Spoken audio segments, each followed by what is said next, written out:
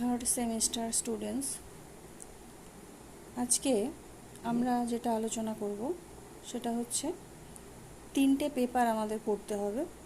সেই তিনটে পেপার নিয়ে আজকে আমরা কথা বলবো এবং তারপরে আমরা সিলেবাস সম্পর্কে প্রথমে জেনে নেব যে আমরা সিলেবাসে কি কি বিষয় নিয়ে আমরা পড়ব। কেমন? সিলেবাসের মধ্যে আমরা কি কি পেপারগুলো আমরা পড়ব। তো আমাদের আলোচনা শুরু করা যাক। আমরা থার্ড সেমিস্টারে তিনটে পেপার পড়ব। প্রথমত সেটা হচ্ছে CC5, যে পেপারের নাম sociological foundation of education. CC6, educational organisation, management and planning. CC7, guidance and counselling. এই তিনটে পেপার আমাদের থার্ড সেমে পড়তে হচ্ছে বিদ্যাসাগর ইউনিভার্সিটিতে। তো আজকে আমি যেটা আলোচনা করব সেটা CC5, sociological foundation of education. আজকে এর CC5-এর যত ডিটেলস আছে আমরা পড়ব। আমাদের তিনটে করে পেপারে প্রত্যেকটা ক্ষেত্রে 4টে করে ইউনিট আছে। কেমন? তিনটে পেপারে আমাদের প্রত্যেকটা ক্ষেত্রে 4টে করে ইউনিট আছে। আজকে আমরা আগে প্রথমে সেই 4টে ইউনিট নিয়ে ধারণা নেব, তারপরে আমাদের পড়া আমরা শুরু করব। তাহলে 4টে ইউনিটে কি আছে? ইউনিট 1-এ আছে সেটা হচ্ছে সোশিওলজিক্যাল ফাউন্ডেশন এডুকেশনের মধ্যে কনসেপ্ট সোশিওলজি অফ এডুকেশন। কেমন? মানে ইউনিট 1-এ যেটা আমরা পড়ব সেটা হচ্ছে শিক্ষার যে সমাজতত্ত্বের প্রাথমিক ধারণাগুলো আছে সেগুলো নিয়ে পড়ব। সমাজতত্ত্বের ধারণা, meaning and definition of sociology of education, relation between sociology and education. কেমন? সমাজ আর ব্যক্তির মধ্যে সম্পর্ক। Unit 1, nature of sociology of education, scope of sociology of education. তো এগুলো হচ্ছে ইউনিট 1-এ আছে। ইউনিট 1-এ এগুলো আমরা পড়ব। ইউনিট 2-তে আছে সোশ্যাল গ্রুপ, সামাজিক গোষ্ঠী। সামাজিক গোষ্ঠীর মধ্যে প্রত্যেকটা ক্ষেত্রেই আমরা যেগুলো জানবো সেগুলো হচ্ছে মিনিং অ্যান্ড ডেফিনেশন আমাদের জানতেই হবে, এবং তার সাথে সাথে টাইপ, তার গ্রুপগুলো কোনগুলো আছে, প্রাইমারি, সেকেন্ডারি, হ্যাঁ, এই ধরনের গ্রুপগুলো আছে সেইগুলো সম্পর্কে জানবো। মানে সামাজিক গোষ্ঠীর প্রকারভেদ যেগুলো হয় সেগুলো নিয়ে আমরা আলোচনা করব। এবং ইউনিট 3-তে আছে সোশ্যাল চেঞ্জ অ্যান্ড এডুকেশন, অর্থাৎ সামাজিক পরিবর্তনের ক্ষেত্রে শিক্ষা কিভাবে সাহায্য করে সেই নিয়ে আলোচনা করব। অর্থাৎ সামাজিক পরিবর্তনের ধারণা, সামাজিক পরিবর্তনের পারস্পরিক সম্পর্ক, শিক্ষার ক্ষেত্রে কি সম্পর্ক, এগুলো নিয়ে আমরা আলোচনা করব। এবারে ইউনিট 4-এ থাকছে সোশ্যাল কমিউনিকেশন ইন এডুকেশন। কেমন?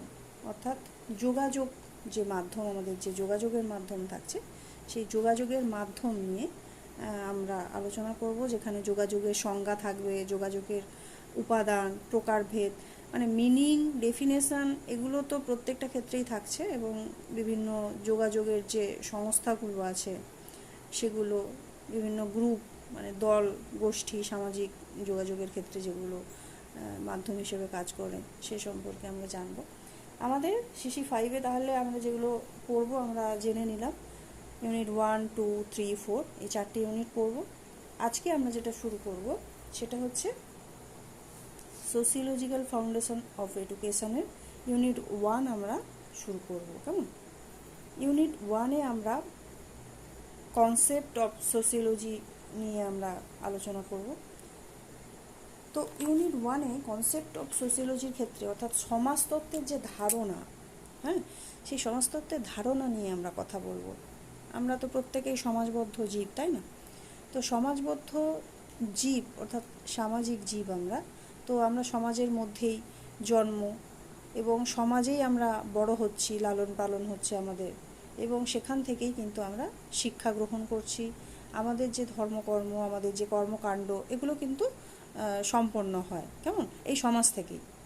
তো আমরা যারা মানুষ আছি, আমাদের মানুষদের যে আশা আকাঙ্ক্ষা যেগুলো আছে, সেগুলো কিন্তু সমাজকে কেন্দ্র করেই আবর্তিত হয় কেমন, সমাজকে কেন্দ্র করেই আবর্তিত হয়। আবার সমাজবিহীন মানুষ যারা হয়, তারা তো যেহেতু সমাজের মধ্যে বসবাস যারা করে না, তারা তো আমরা বুঝতেই পারছি, তারা সমাজবিহীন মানুষ মানে তো হয় পশু, না হয় দেবতা, তাই না? তাই সমাজ সম্পর্কে আমাদের একটা মোটামুটি ধারণা থাকতে হবে। আমরা জানি, কিন্তু যেহেতু আমাদের বইতে পড়তে হবে, তার যে কনসেপ্টটা একটু আলাদা। তো এখানে আমরা বিভিন্ন সমাজবিদদের কথা, কীভাবে সম্পর্কিত, আমরা কিভাবে চিন্তাধারা করি, সেগুলো নিয়ে আমাদের কথা বলতে হবে, সেইভাবে আমরা জানতে পারবো কেমন। গ্রিক দার্শনিকের কথা আমরা জানি, গ্রিক দার্শনিক অ্যারিস্টটল, এই নামটা আমরা নিশ্চয়ই শুনেছি, তাই না?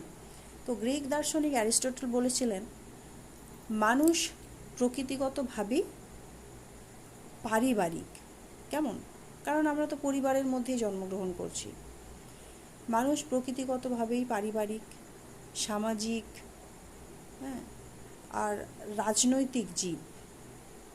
সমাজতত্ত্ব, অর্থাৎ সমাজতত্ত্ব হচ্ছে মূলত মানুষের সামাজিক কর্মকাণ্ডের বিজ্ঞান। কি বললাম? আমরা যদি মোটামুটি আমাদের সেন্সে আমরা যদি রাখি, সাধারণভাবে বলবো যেটা সমাজতত্ত্ব মূলত মানুষের সামাজিক কর্মকাণ্ডের বিজ্ঞান। আমরা তো জানি যে সমাজতত্ত্ব মানে অন্যতম সামাজিক বিজ্ঞান, সোশ্যাল সায়েন্স। অন্যান্য যে সামাজিক বিজ্ঞান, সেই সামাজিক বিজ্ঞানের মতো জ্ঞানের একটা পৃথক শাখা হিসেবে সমাজতত্ত্বের পরিচয় আছে। আমাদের যে সমাজ, আমাদের সমাজের তো অতি অল্প দিনের বস্তুত আমাদের বুঝতে হবে যে আমাদের যে সমাজতত্ত্ব মূলত সামাজিক যে বিষয়, সেই নিয়েই কিন্তু পর্যালোচনা করে থাকে। কারণ সমাজতত্ত্বের প্রধান লক্ষ্য হচ্ছে সমাজ জীবনকে সম্পূর্ণভাবে, পূর্ণাঙ্গভাবে আলোচনা করা। ওকে, কি বললাম না? সমাজতত্ত্বের প্রধান লক্ষ্যই হচ্ছে সমাজ জীবনকে সম্পূর্ণভাবে এবং পূর্ণাঙ্গভাবে পর্যালোচনা করা, যেটা কিনা সমাজতত্ত্বের যে সমাজের বিজ্ঞান, সেই জন্যই বলা হয়। কারণ কি, কার্যকারণ যে সম্পর্ক, তার দৃষ্টিতে কিন্তু সমাজতত্ত্ব সমাজের একটা বা দুটো বিষয়কে নিয়ে অধ্যয়ন করে না, সে কিন্তু সম্পূর্ণ যে সমাজ, সেই সম্পূর্ণ সমাজকে একক হিসেবে ধরে নিয়ে অধ্যয়ন করে কেমন। তো বিভিন্ন সমাজবিজ্ঞানী তো বিভিন্ন রকম মতামত আছেন। তো সেই হিসেবেই ফ্র্যাঙ্ক ওয়ার্ড, উইলিয়াম গ্রাহাম সামনার, এনারা কিন্তু সমাজতত্ত্বকে সমাজের বিজ্ঞান বলেই আখ্যা দিয়েছেন। এটা যদি তোমাদের একটা শর্ট কোয়েশ্চেন আসে, ধরো সমাজতত্ত্বকে সমাজের বিজ্ঞান বলে আখ্যায়িত করেছেন, কারা করেছেন, তখন তোমরা কি বলবে? ফ্র্যাঙ্ক ওয়ার্ড এবং উইলিয়াম গ্রাহাম সামনার। কেমন? সমাজে তো বিভিন্ন ধরনের মানুষজন বসবাস করে, তো তাদের মধ্যে আমরা বিভিন্নভাবে নানা ধরনের সম্পর্কে আমরা আমাদের সম্পর্ক স্থাপন হয়। যেমন মা, বাবা, ভাই, বোন, আত্মীয় স্বজন, বন্ধু বান্ধব, পাড়া প্রতিবেশী, প্রত্যেকেই বিভিন্ন ক্ষেত্র জুড়ে কিন্তু আমাদের বিভিন্নভাবে সম্পর্ক আমাদের স্থাপিত হয়।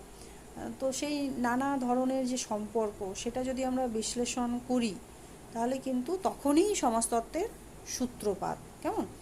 এই ধরনের যে তাগিদগুলো যখন আমরা স্থাপন করব, আমাদের সম্পর্ক স্থাপন করব, তখনই কিন্তু কিসের সূত্রপাত হবে? সমাজতত্ত্বের সূত্রপাত হবে। তাহলে আমরা মিনিং যদি জানতে পারি, সোশিওলজি মিনিং অফ সোশিওলজি, এ সম্পর্কে যদি আমরা জানতে পারি, আমাদের ধারণাটা আরও স্পষ্ট হবে। তো সেক্ষেত্রে আমরা কীরকম জানব? সমাজতত্ত্বের যিনি সামাজিক বিজ্ঞান হিসেবে যিনি আত্মপ্রকাশ করেছিলেন, তিনি হচ্ছেন ঊনবিংশ শতকে অগাস্ট কোত। তিনিই কিন্তু প্রথম সোশিওলজি কথাটি ব্যবহার করেন। কেমন? এটা কিন্তু একটা কোয়েশ্চেন আছে, এটা ভেরি ভেরি ইম্পর্টেন্ট, একটা শর্ট কোয়েশ্চেন থাকে যে প্রথম যিনি ব্যবহার করেছিলেন সোশিওলজি সম্পর্কে, প্রথম যিনি কথাটা ব্যবহার করেছিলেন তিনার নাম কি, তখন তোমরা বলবে অগাস্ট কোঁৎ। কেমন? তো তিনি এই সোশিওলজি কথাটা, মানে ল্যাটিন শব্দ সোসিয়াস আর গ্রিক শব্দ লোগোস, এই দুটো শব্দ থেকে একটা, যেটা অর্থ দাঁড়ায় সমাজের বিজ্ঞান। কেমন? সোসিয়াস এবং লোগোস এই দুটো শব্দের যে সমাহার, সেক্ষেত্রে সায়েন্স অফ সোসাইটি, কেমন, সায়েন্স অফ সোসাইটিকে বোঝানো হয়েছে, যেখানে সমাজবিজ্ঞানী সমাজতত্ত্বকে সংজ্ঞায়িত করেছিলেন বিভিন্ন দৃষ্টিকোণ থেকে। তো সেই দৃষ্টিকোণগুলো যদি আমরা আলোচনা করি, আমরা জানতে পারবো যে সমাজতত্ত্বের অন্যতম যিনি জনক ছিলেন তিনি জার্মান সমাজবিজ্ঞানী ম্যাক্স ওয়েবার। তাহলে অগাস্ট কোঁতের পরে, মানে তিনি প্রথম সোশিওলজি শব্দটা ব্যবহার করেছিলেন, এর পরবর্তীকালে কে আসেন মানে সমাজবিজ্ঞানী যিনি সমাজতত্ত্বের অন্যতম জনক, তিনি কে? Max weber. ঠিক আছে? তো সোশিওলজি কথাটা ব্যবহার করেছিলেন অগাস্ট কোঁৎ। সমাজতত্ত্বের যে অন্যতম আরও একজন জনক আছেন, তিনি ছিলেন জার্মান সমাজবিজ্ঞানীকে ম্যাক্স ওয়েবার। তিনি সমাজতত্ত্বের সংজ্ঞা দিতে গিয়ে যে গুরুত্বটা দিয়েছেন, তিনি বলতে চেয়েছেন যে সমাজতত্ত্ব হলো এমন একটা বিজ্ঞান যা সামাজিক যে কাজ, সেই সামাজিক কাজের মানে উদ্ভাসনমূলক যে অনুধাবন, কেমন, সেটা চেষ্টা করে যাতে সামাজিক কাজের গতি, ফলাফল, কারণভিত্তিক যে ব্যাখ্যা, সেটা প্রদান করা যায়। ঠিক আছে? তো মার্কিন সমাজবিজ্ঞানী ছিলেন স্মেলসার। তিনিও 1992 সালে সমাজতত্ত্বকে সংজ্ঞায়িত করেছিলেন সামাজিক সম্পর্ক, প্রতিষ্ঠান, সমাজের বিজ্ঞানসম্মত পাঠ এই হিসেবে। কেমন? কারণ এই সংজ্ঞাটা ব্যাপক ছিল, কারণ সামাজিক যে বিশ্ব, সেই সামাজিক বিশ্বকে পর্যবেক্ষণ, তাকে অনুধাবন এবং সেটার যে ব্যাখ্যা, এই ধরনের স্বতন্ত্র দৃষ্টিভঙ্গি করতে গেলে সমাজতত্ত্বের একটা বড় বৈশিষ্ট্য তৈরি হবে। তো তিনি তার দৃষ্টিকোণ থেকে দেখেছিলেন সমাজতত্ত্বের সূচনা কিভাবে হবে, তো তিনি সেইভাবেই সেটাকে প্রয়োগ করেছেন, উল্লেখ করেছেন। বর্তমান যে যুগ, বর্তমান যুগের যারা প্রখ্যাত সমাজবিজ্ঞানী আছেন, তাদের মধ্যে অন্যতম হচ্ছেন অ্যান্থনি গিডেন্স। কি বললাম? অ্যান্থনি গিডেন্স বর্তমান যুগের সমাজবিজ্ঞানী। কেমন? তো তিনি আধুনিক সমাজের মানব গোষ্ঠী এবং সামাজিক জীবনের যে নিয়ম, সেই নিয়মভিত্তিক চর্চা মাধ্যমেই সমাজতত্ত্বকে প্রকাশ করতে চেয়েছেন।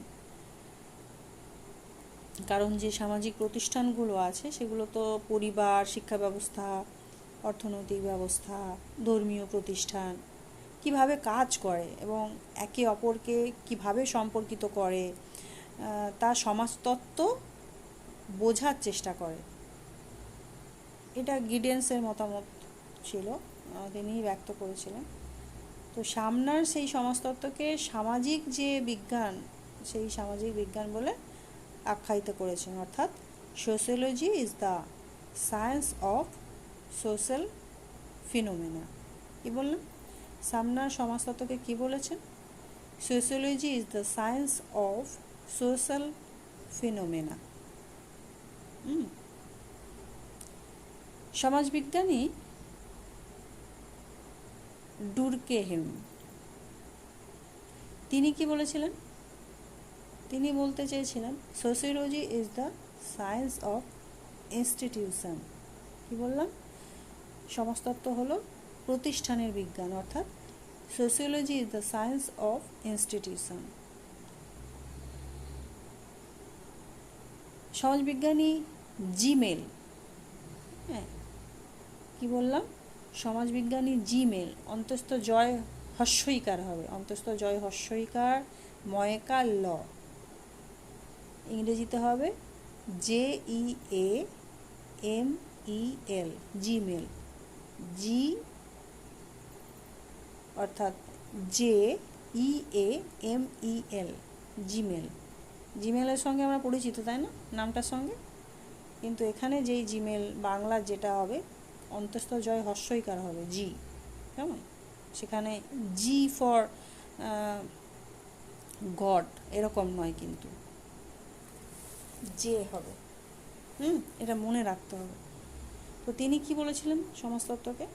তিনি একটা বিজ্ঞান, অর্থাৎ sociology is the science that studies human relationships, এই হিসেবে অধ্যয়ন করেছিলেন। কেমন? Sociology is the science that studies human relationships. Okay, এটা জিমেলের কথা। সমাজবিজ্ঞানী পার্কের মতে sociology is the science of collective behaviour. কি বললাম? পার্ক কি বলেছেন? Sociology is the science of collective behaviour. Max Weber কি বলেছিলেন? Sociology is the science of social action. Sociology is the science of social action, মানে সামাজিক কর্মকাণ্ড সম্বন্ধীয় বিজ্ঞান। কেমন? বিশিষ্ট সমাজবিজ্ঞানী ম্যাকাইভার ও পেজ, হ্যাঁ ঠিকই ধরেছ। পেজ অর্থে যেটা আমরা পেজ নাম্বার দিই, সেই একই বানান, পয়কার বর্গীয় জ, আর ইংরেজিতে PAGE। ঠিক আছে, এটা পেজ একজনের নাম, বিশিষ্ট সমাজবিজ্ঞানী। কিন্তু নামের যে বানানটা একই থাকছে, PAGE। আমরা পৃষ্ঠা অর্থে কিন্তু পেজ লিখি, তাই না? তো সেই ক্ষেত্রে নামটার মানে বানানটা একই থাকছে। যাই হোক, তো তেনারা কি বলেছেন? তেনারা তাদের যে সোসাইটি নামক একটা গ্রন্থ আছে, সেই গ্রন্থে বলেছিলেন sociology alone studies social relationships themselves and society itself. কেমন? সমাজতত্ত্ব এমন একটি বিজ্ঞান যা সমাজ এবং সামাজিক সম্পর্ক নিয়ে এককভাবে পাঠ করে। এককভাবে। Sociology alone studies social relationships themselves and society itself. তো আমরা এই ধরনের আলোচনার প্রসঙ্গে আমরা কিন্তু একটা জিনিস লক্ষ্য করছি। দেখো, আমি প্রত্যেকটা ক্ষেত্রে যখন সংজ্ঞায়িত করছি, এই জন্য আমি ইংরেজিতে সংজ্ঞাগুলো বললাম, সব সংজ্ঞাগুলো কিন্তু মনে রাখা খুবই সহজ।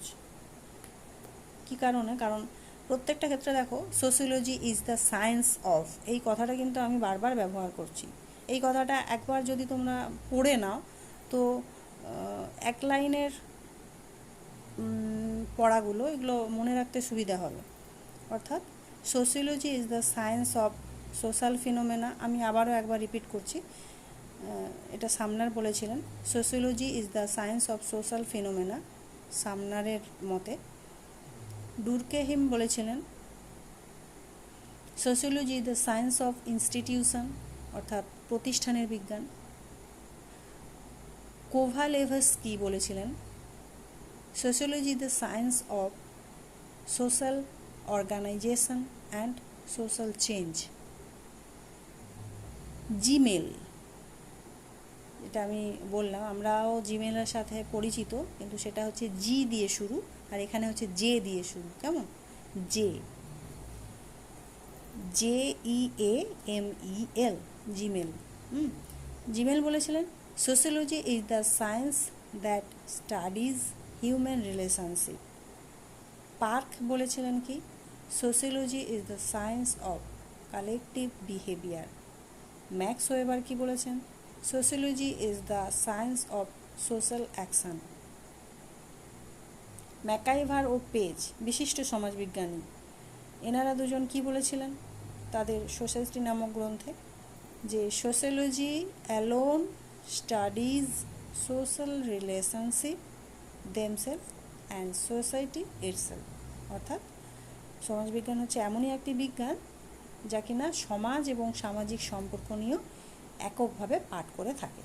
ঠিক আছে, তো আমাদের মনে রাখতে খুবই সুবিধে হবে, এটা মনে রাখতে হবে সোশিয়োলজি দ্য সায়েন্স অফ দিয়ে বাকি কথাটা মনে রাখলেই হবে। আর বাকিগুলো কিন্তু এক, সোশিয়োলজি দ্য সায়েন্স অফ এই কথাটা দিয়ে আমরা কিন্তু বাকি প্রত্যেকের বিজ্ঞানী যারা বলেছেন সমাজবিজ্ঞানী প্রত্যেকের সংজ্ঞাটা কিন্তু আমরা তুলে ধরতে পারি। খুবই সহজ বিষয়টা। তো আমরা এই যে এতগুলো সংজ্ঞা পড়লাম, এই সংজ্ঞার পরিপ্রেক্ষিতে আমরা যেটা দেখতে পাবো যে এই সংজ্ঞাগুলোর ক্ষেত্রে কিন্তু একটা জিনিস বিশেষ, মানে এক একটা দিকের উপরে বিশেষ বিশেষ গুরুত্ব দেওয়া হয়েছে, তাই না? তো সেই জন্যই প্রতিটা সংজ্ঞাই কিন্তু তাৎপর্যপূর্ণ। কি বুঝলাম আমরা? যে প্রতিটা সংজ্ঞাই কিন্তু তাৎপর্যপূর্ণ, কারণ প্রত্যেকটা ক্ষেত্রে তো একটা একটা দিকের উপরে জোর দেওয়া হয়েছে, তাই প্রত্যেকটা ক্ষেত্রেই কম বেশি গুরুত্ব আছে, তো তাৎপর্যপূর্ণ অনিবার্য। তো এই সংজ্ঞাগুলোকে যখন আমরা মানে বলবো, মানে স্থাপন করব, সেক্ষেত্রে বলতে হয় যে সমাজতত্ত্ব হলো সমাজের গঠন প্রণালী এবং পরিবর্তনশীল সমাজ কাঠামো সম্পর্কে বিজ্ঞানসম্মত বিশ্লেষণ। তাহলে আমরা এই সংজ্ঞাগুলোর পরিপ্রেক্ষিতে কি বলতে পারি? এটাই বলতে পারি যে সমাজতত্ত্ব হলো সমাজের গঠন প্রণালী এবং পরিবর্তনশীল সমাজ কাঠামো সম্পর্কে বিজ্ঞানসম্মত বিশ্লেষণ। মনে থাকবে? এতগুলো সংজ্ঞার পরিপ্রেক্ষিতে কিন্তু আমরা ওই একটা সংজ্ঞা সম্পর্কে কিন্তু জেনে নেব। ঠিক আছে, তো এই আমরা মোটামুটি জানলাম আমাদের যে মিনিং, আমাদের যে কনসেপ্ট সোশিওলজি সম্পর্কে, সেই ধারণাটা মোটামুটি আমরা জানতে পারলাম। এবারে আমরা যেটা জানবো আমাদের সোশিওলজিতে, সেটা হচ্ছে কিভাবে, অর্থাৎ শিক্ষার বিভিন্ন অর্থ আর সংজ্ঞাগুলো কিভাবে বাস্তবায়িত হয়েছে সে নিয়ে আমরা একটু কথা বলে নেব। কারণ আমাদের যে মানে প্রতিনিয়ত আমাদের তো সমাজের পরিবর্তন হচ্ছে, তাই না? সমাজের পরিবর্তনের সাথে সাথে কিন্তু আমরাও পরিবর্তিত, আমরাও আমাদেরকেও নিজেদেরকে প্রত্যেককে আমরা পরিবর্তন হতে হচ্ছে, পরিবর্তিত আমরা হচ্ছি। তো সেক্ষেত্রে আমরা কিভাবে আমরা ডেফিনেশনটা দেব, কিভাবে আমাদের অর্থ সম্পর্কে তো আমরা ওয়াকিবহাল হলাম, এবারে আমাদের সোশিওলজি এডুকেশান এ সম্পর্কে আমরা কিভাবে আরও সমাজতত্ত্বর দিক থেকে কিভাবে অর্থ আর সংজ্ঞাগুলো আরও কিভাবে বিশ্লেষণ করতে পারবো সেই নিয়েই আমাদের আলোচনা। তো আমরা একটুকু তো বুঝতে পেরেছি মিনিং নিয়ে আলোচনার ক্ষেত্রে যে শিক্ষার যে সমাজতত্ত্ব সেক্ষেত্রে কিন্তু সমাজ সংস্কৃতি সেটা আমাদের কিভাবে সঞ্চালিত হবে, এবং শিক্ষার যে চর্চা প্রতিষ্ঠান, শিক্ষা প্রতিষ্ঠান, সংগঠন, এগুলো বিশ্লেষণ এই নিয়ে কিন্তু আমাদের আলোচনা করতে হয়। কারণ শিক্ষার যে সমাজতত্ত্ব সেটা একটা মাধ্যম, যেটা কৃষ্টির যে ধারাবাহিকতা সেটাই কিন্তু বিশ্লেষণ করে। কেমন? তো একটা সার্থক শিক্ষা ব্যবস্থা অবশ্যই সমাজতত্ত্বের উপর ভিত্তি করে গড়ে ওঠে। কারণ কি, ব্যাপক অর্থে যদি আমরা দেখি তাহলে সমাজতত্ত্বকে আমরা সমাজের বিজ্ঞান অর্থাৎ সায়েন্স অফ সোসাইটি এই হিসেবেই কিন্তু আমরা বলবো। কারণ সমাজতাত্ত্বিক যে চিন্তাধারা তার উপরে ভিত্তি করেই কিন্তু গড়ে উঠেছে শিক্ষার উদ্দেশ্য, তাই না? কি বললাম? সমাজতাত্ত্বিক যে চিন্তাধারা, সেই চিন্তাধারার ওপর ভিত্তি করেই গড়ে উঠেছে শিক্ষার উদ্দেশ্য, শিক্ষার পাঠ্যক্রম, শিক্ষার পদ্ধতি ইত্যাদি। কেমন? তো শিক্ষার সমাজতত্ত্বে প্রথমে যেটা আমাদের মানে মনে করতে হয় সেটা হচ্ছে ব্যক্তির অবস্থান। কারণ ব্যক্তি হচ্ছে সমাজের একটা অংশ। কি বললাম না, শিক্ষার সমাজতত্ত্বে প্রথমে যেটা সমাজে আমাদের মনে করতে হয় সেটা হচ্ছে ব্যক্তির যে অবস্থান, সেই অবস্থান সম্পর্কে কিন্তু ধারণা রাখতে হয়। সেটাই তো মাধ্যম। কারণ এর আগে আমরা মোটামুটি সংজ্ঞাগুলো, মানে আমরা অর্থ বুঝতে যে সংজ্ঞাগুলো দেখেছি তাতে বিভিন্ন সমাজবিজ্ঞানী তাদের বিভিন্ন তাৎপর্যপূর্ণ মতামত ব্যক্ত করেছেন। তো শিক্ষা প্রক্রিয়ার ক্ষেত্রে যে সামাজিক মূল্যবোধ, সেই সামাজিক মূল্যবোধের ক্ষেত্রে কিন্তু যে ব্যবহারিক উদ্দেশ্য আছে, মানে প্র্যাকটিক্যাল পারপোজ যেগুলো হয়, সেগুলো দায়িত্বশীল সামাজিক মানুষ কিন্তু গড়ে তুলতে পারে। রাধাকৃষ্ণন কমিশন 1948 খ্রিস্টাব্দে রাধাকৃষ্ণন কমিশনের রিপোর্টে কিন্তু বলা হয়েছিল, এটা রাধাকৃষ্ণন কমিশন সম্পর্কে তোমরা নিশ্চয়ই এর আগে পড়েছো হিস্ট্রি অফ এডুকেশনে, তো সেই পড়াগুলোও কিন্তু টুকটাক কাজে লাগবে। তো রাধাকৃষ্ণন কমিশনের যে রিপোর্ট ছিল তাতে বলা হয়েছিল শিক্ষার যে প্রকৃত উদ্দেশ্য, সেই উদ্দেশ্য হলো শিক্ষার্থীদের বিভিন্ন পেশায় দক্ষতা অর্জনে সাহায্য করা। কি বললাম না, শিক্ষার্থীদের বিভিন্ন পেশায় দক্ষতা অর্জনে সাহায্য করা। তাহলে কি হবে না, সমাজের যে বিভিন্ন ক্ষেত্র আছে, বিভিন্ন ক্ষেত্র তো আছেই, বিভিন্ন পারপাস হয়, তো সেক্ষেত্রে যোগ্য যে নেতৃত্ব, সেই যোগ্য নেতৃত্ব দেওয়ার জন্য উপযুক্ত করে গড়ে তোলা যাবে ব্যক্তি মানুষকে। তো কোঠারি কমিশনের রিপোর্টেও কিন্তু বলা হয়েছিল, এটা গেল রাধাকৃষ্ণন কমিশনের রিপোর্ট অনুযায়ী কিভাবে নেতৃত্ব দিয়ে উপযুক্তভাবে গড়ে তোলা যায় আজকের দিনের মানুষজনকে। কোঠারি কমিশনের রিপোর্ট যেটা 1966 সালে হয়েছিল, তো সেখানেও কিন্তু আমাদের ভারতবর্ষের যে রূপ কিভাবে নিচ্ছে ক্লাসরুমে, সে সম্পর্কেও কিন্তু বলা হয়। কারণ আমাদের যে সাম্প্রতিক যে দিকগুলো আমরা দেখতে পাই, সেখানে আধুনিকীকরণ, যেখানে বিশ্বায়ন, যেখানে সমাজতাত্ত্বিক শিক্ষার যে গুরুত্ব, সেগুলো কিন্তু প্রচুর পরিমাণে বৃদ্ধি পেয়েছে। আমাদের সমাজে যেটা আমরা ক্লাসরুমে বসে শিক্ষকতা করতাম, তোমরা শুনতে, আমরা সাথে মিলে মানে একে অপরের সহযোগী হয়ে কাজ করতাম, এটা এখন প্রযুক্তিগত কারণে বিভিন্ন দক্ষতা আমাদেরকেও শিখতে হচ্ছে, জানতে হচ্ছে তোমাদের মাধ্যমে, মানে তোমরাও সেইটা শিখছো, জানছো, মানে বিভিন্নভাবে কিন্তু শিক্ষার যে আধুনিকীকরণ সেটা কিন্তু ঘটে চলেছে সমাজে। কেমন, তার সাথে কিন্তু আমরাও প্রত্যেকেই আমরা সঙ্গী, তাই না? তো সেই প্রযুক্তিগত দক্ষতা অর্জনের মাধ্যম হিসেবে যাতে ব্যক্তি মানুষকে গড়ে তোলা যায়, সেটাই হবে সমাজতাত্ত্বিক শিক্ষার লক্ষ্য। কারণ কি, সমাজের তো বিভিন্ন ক্ষেত্র আছে, শিক্ষায় যদি বিশেষজ্ঞ করে তুলতে হয়, সেই জন্য আমাদের প্রত্যেককেই অগ্রণী ভূমিকা নিতে হবে, পালন করতে হবে। তো সেটাই হচ্ছে আধুনিকীকরণের দিক। কারণ বর্তমান পরিস্থিতি ক্ষেত্রে সমাজতত্ত্ব যেটা করবে সেটা হচ্ছে, তো বিভিন্ন ক্ষেত্রে মেলবন্ধন ঘটাতে হবে। কেমন, বিভিন্ন ধরনের পরিস্থিতি সামিল আমরা প্রত্যেকেই, তো সেই পরিস্থিতির সামিল হতে গেলে কিন্তু সমাজতত্ত্বকেই আমাদের সমাজতত্ত্বকে নিয়ে সঙ্গে নিয়ে এগোতে হবে। তাহলেই আমাদের যে শিক্ষার যে ঐতিহ্য, কৃষ্টি, আমাদের রীতি পদ্ধতি, সেগুলো সঞ্চালিত হবে এবং সেই সঞ্চালনের মাধ্যমে সমাজতাত্ত্বিক যে শিক্ষার ভূমিকা, সেটা কিন্তু অপরিসীম থাকবে। কেমন, কারণ বিদ্যালয় আর সমাজ তো সতত পরিবর্তনশীল, তাই পারস্পরিক যে নির্ভরশীলতা, সেটা কিন্তু শিক্ষার উপর সমাজতত্ত্বের যে প্রভূত প্রভাব, সেটাই কিন্তু স্পষ্টভাবে ধরা পড়বে। কারণ আধুনিক বিদ্যালয় আমাদের যে সামাজিক প্রয়োজনেই সৃষ্টি হয়েছে, আধুনিক যা কিছু তা তো সমাজের প্রয়োজনেই তৈরি। তো সেই কারণেই শিক্ষা আর সমাজতত্ত্বের মধ্যে যে মেলবন্ধন, সেই মেলবন্ধনই কিন্তু শিক্ষা সমাজতত্ত্ব হিসেবে পরিচিতি লাভ করেছে। শিক্ষা আর সমাজতত্ত্বের মধ্যে মেলবন্ধনই কিন্তু শিক্ষার যে সমাজতত্ত্ব সেই হিসেবে কিন্তু পরিচিতি লাভ করেছে। তাই আধুনিক যে বিদ্যালয়, সেটা হচ্ছে simplified, purified, better, balanced society. তাহলে আধুনিক যে শিক্ষা বা আধুনিক বিদ্যালয় কি? আধুনিক বিদ্যালয় হলো মানে এটা তো আমাদের সমাজের প্রয়োজনেই তৈরি, সব কিছুই আধুনিকীকরণ হচ্ছে। আমরা অনলাইনে ক্লাস করছি, অনলাইনে ক্লাস তোমরা করছো, আমরা অনলাইনে অভ্যস্ত হয়ে পড়ছি, একটা প্রযুক্তিগত দিক আমাদের ব্যবহার চলছে।